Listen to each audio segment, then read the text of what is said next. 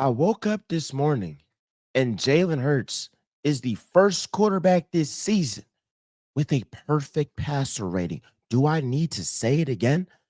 I woke up this morning and Jalen Hurts is the first quarterback this season with a perfect passer rate. You got Mahomes, Lamar, Joe Burrow, Josh Allen, Justin Herbert, just lost, got BTA by Daniel Jones. I mean, all of these guys that y'all love. But who has the first perfect passer rating this season? It's Jalen Alexander Hurts. You see, when you doubt him, he's the best quarterback in the NFL. I will say it again for the people in the back. When you doubt Jalen Hurts, he plays at his apex, and there is not a quarterback in the league that I would take over Jalen Hurts in that spot. When he was doubted going into the Super Bowl, he outplayed Patrick Mahomes. When he was doubted this game after the not too pretty game against the Giants, he turned up. It's not a coincidence that after he missed DeVonta Smith in the Giants game, DeVonta Smith has his longest touchdown reception of his entire career. Like, Jalen Hurts is that guy, and he's built for Philly. This is why I love my quarterback, because when they get on him, he rises to the occasion. So many times there are players that they perform when there's no expectations. But when those expectations arrive, their play diminishes. Their play falls off. Sam Darnold is a great example because when there weren't expectations for the Vikings, he was winning them games. And then those last two games of the season, there were expectations. There were expectations of Sam Darnold. All right, you got this team. Can you get that number one seed? Can you beat the Rams in the playoffs? And he crapped the bed. What that showed me was he's not ready for prime time. He does not have that eye of the tiger. My dad has always told me, you got to know who has the eye of the tiger. And some people, you can just look at them in their eyes and you can just tell, yeah, they got that it factor. They got that it factor. They might not jump the highest. They might not have the IQ that's super off the charts. Hell, they might not have a doctorate or a law degree. But some people, you just look at them and you know they got it. They got that it factor. They got that eye of the tiger. They're going to be great. That's Jalen Hurts. That is. And he's the perfect guy for Philly because even when the discourse got extremely nasty and it was about, all right, is Hurts really the guy? Should they bench him for Tanner McKee? The reason why the Tanner McKee discussion, and I know for a lot of y'all watching weren't saying that. Anybody that's watching Real Talk right now, you weren't saying that. But it was somebody on WIP that was like, we should start Tanner McKee. I saw people on Twitter saying that. Oh, let's just see how it looks. Because they were trying to say, hey, Hurts doesn't throw anticipation. Tanner McKee does. Here's the thing with the whole Tanner McKee thing. Tanner McKee has played well when there haven't been expectations. So you have to see what he does with expectations. Now, as long as Hurts is the starting QB, I'm not going to see Tanner McKee. But let's just say he goes to another team, then you get to see who he really is with some expectations. But we have to really take that into account. That's a big, big thing, playing with expectations versus playing without expectations. Did you know that the Vikings had the number 2 ranked pass defense in the NFL heading into week 7? So I don't want to hear that the Vikings defense wasn't like that, that Brian Flores ain't that. Brian Flores is a top 3 defensive coordinator in the game. And Jalen Hurts carved them up. DeVonta Smith cooked him. A.J. Brown cooked him. What are we talking about? So I know they're going to say it's one game, but if we're being honest, this isn't just one game because through 7 games this season, Jalen Hurts has 16 touchdowns to 1 interception. He's on pace for 38 total touchdowns and 2 interceptions. To say that he's not an MVP candidate is bonkers. It's bonkers. He certainly is. And I would love for him to keep up this play because the thing is, the more that Jalen Hurts plays this way, the more room it allows for Saquon Barkley to operate. Now, we know that the offensive line honestly has not been that good in the interior. Cam Jerkins, he's been banged up. LD, he's been banged up. Tyler Steen, he's not the biggest problem, but he's not Mekhi Becton in terms of run blocking. He could be better pass blocking, but run blocking, Mekhi Becton is better. So the interior offensive line has some issues, and you have to rely on your guy, Jalen Hurts. So all it's telling me is you got to continue to rely on the passing game to open up lanes for Saquon Barkley. We know that is this winning football, like Super Bowl caliber football over a 17-game stretch and the playoffs? I would say no. Like you need to have a decent run game to control clock and to keep the ball away from the other team. But I still love that they are leaning into their guy, Jalen Hurts, and he is doing what? Taking them right there. I want to talk about DeVonta Smith. I want to talk about A.J. Brown. A.J. Brown and DeVonta Smith, the gap is closer, if there is a gap, than you might think. Like the gap between DeVonta Smith and A.J. Brown, it's closing, it's closing, it's closing. And it's not about A.J. Brown losing a step or not being that. A.J. Brown is still that guy. It's just more about DeVonta Smith rising the level of his game to a different level this season.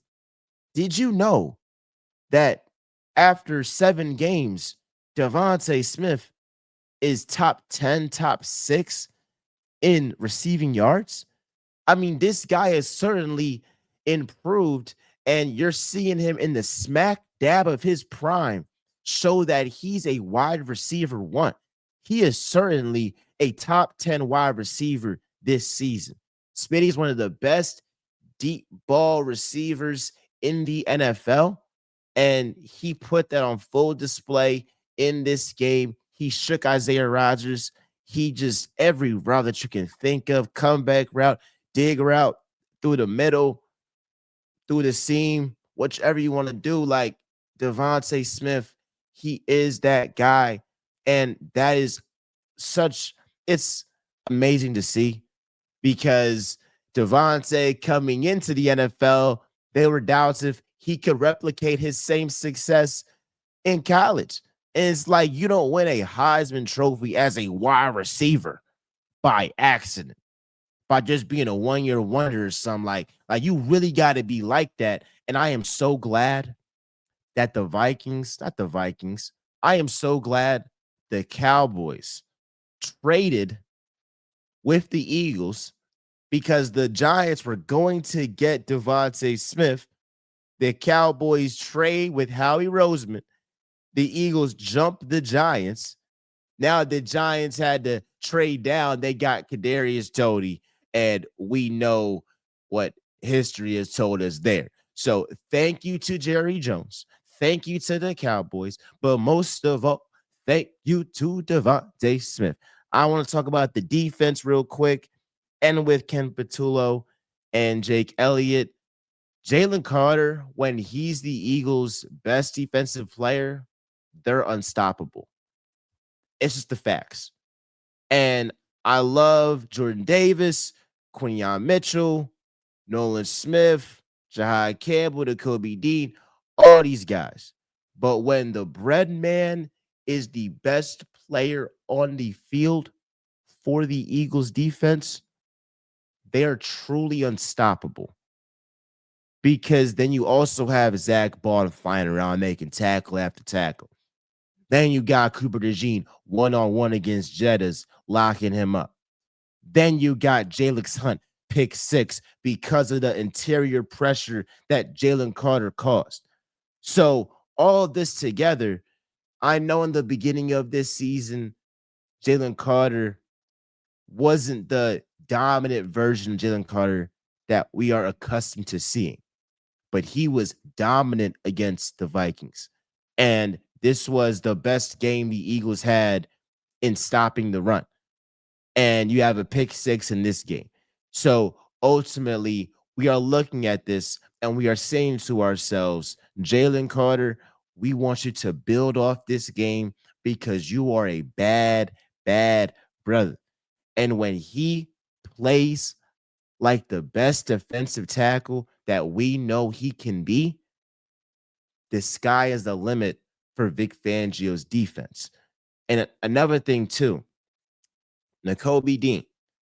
This was the first game that Nakobe Dean got a higher level of snaps. And man, oh man, it made a difference. He was flying all over the field, second in the team in tackles. He had a phenomenal tackle for loss, 4-yard loss.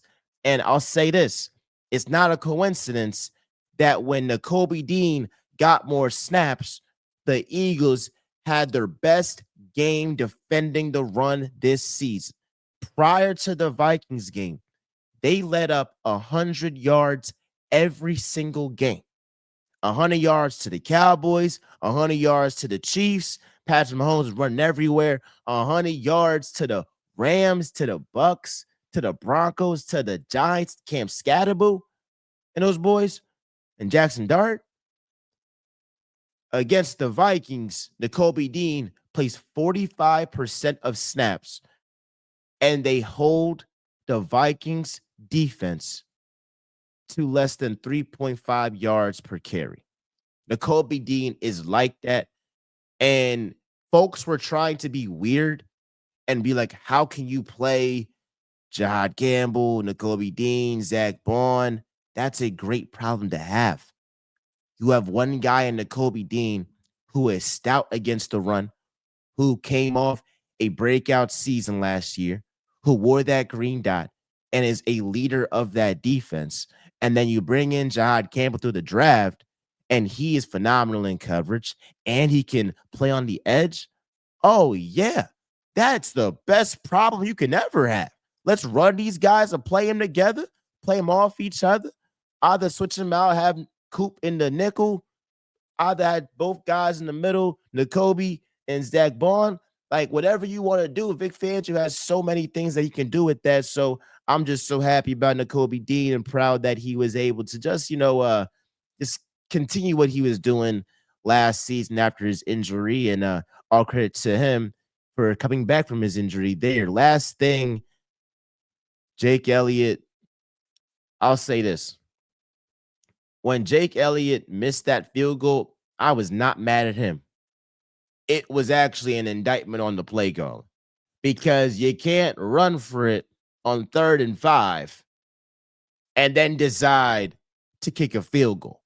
So I think it was the football gods striking the Eagles for bad play calling and scary play calling. Like, if you run the ball on 3rd and 5, that's because you want to go out here and still go for it on 4th and 4 or 4th and 3 or 4th and 1, do the tush push, right? So I did not understand that play call. I did not understand the decision from Nick Sirianni to kick, but it's not about Jake Elliott there. I feel like it was the football gods saying, you know what? Because y'all are playing scary right now, we're going to let y'all know you got too many great players on your offense to be playing scary, dog. Last thing, talk about Kevin Patullo. Am I convinced that Kevin Patullo is the guy to call plays for the Eagles for them to win the championship? No, I'm not convinced. And that has nothing to do with Hurts AJ and Smitty having phenomenal days. It has nothing to do with that because at the end of the day, great players are going to make great plays.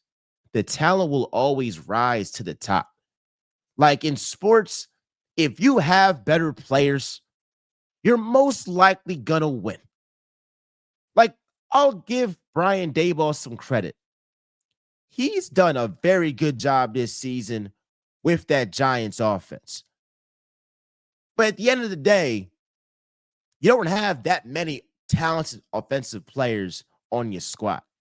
So it's only so much you can do. Like coaching does matter. And I think coaching matters a lot more in football than in basketball. I think in basketball, it's just like, all right, pick and roll. My player's better than yours. You got Jokic and Jamal Murray in the pick and roll. Who's stopping that? You got James Harden and Joel Embiid in the pick and roll. Who's stopping that? Like some stuff is just better players. But in football, I do agree there's more scheme. But the thing is still true. You have a better chance to win when you have better players. So me still having concerns about Kevin Patullo has nothing to do with the Eagles' offensive talent. It's really about this. I look at Kevin Patullo as a guy that walks into a fight with a flamethrower and he doesn't light the match. That's what I think. Who's the flamethrower, Miles? It's DeVonta Smith. Who's the other flamethrower, Miles? That's AJ Brown. Who's the ultimate flamethrower, Miles? The guy that was throwing dots everywhere, Jalen Hurts.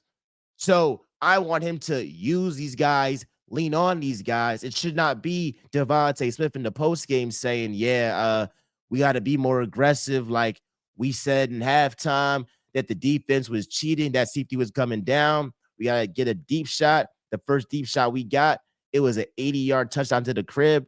That was facts. I don't know if that was a shot at the coaching staff intentionally, but it was saying, yo, I don't know what y'all doing in the first half schematic wise, but as players, we see that there's an open hole in this defense and we got to attack it. And they also knew, hey, I like our matchup against Isaiah Rodgers there. Now, the Vikings fans were being extremely nasty and saying some racist, hurtful stuff to Isaiah Rodgers. All I'm going to say is, brother, if you want to come back to Philly, please, we will open you with open arms. And, dog, we know that you would easily be cornerback 2 on this squad. It's no shame to get cooked by AJ and Smitty. That's a fact. And we know that those guys cook everybody. I mean, AJ Brown was cooking Trent McDuffie. AJ Brown was cooking Pat Surtain. I mean, look, Riley Moss got work from DeVonta Smith. Everybody getting work from DeVonta Smith. So no shame in that. But I just want to say, hey, Isaiah Rodgers want to come back, come back. I love y'all. I appreciate y'all. We're going to stay consistent. All that stuff. Like and subscribe. Do all that jazz. Shout out to Rock.